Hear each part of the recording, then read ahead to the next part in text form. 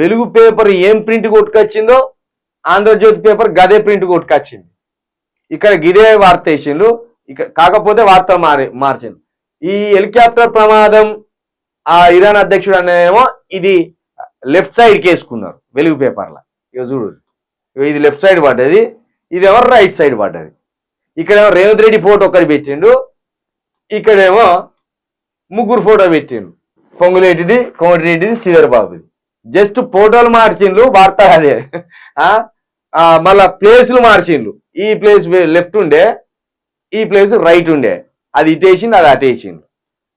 ఇకేమున్నది ఇక్కడ ఎంబీబీఎస్ పై అస్పష్టత అనేది ఒక వార్త కొత్తగా ఉన్నది.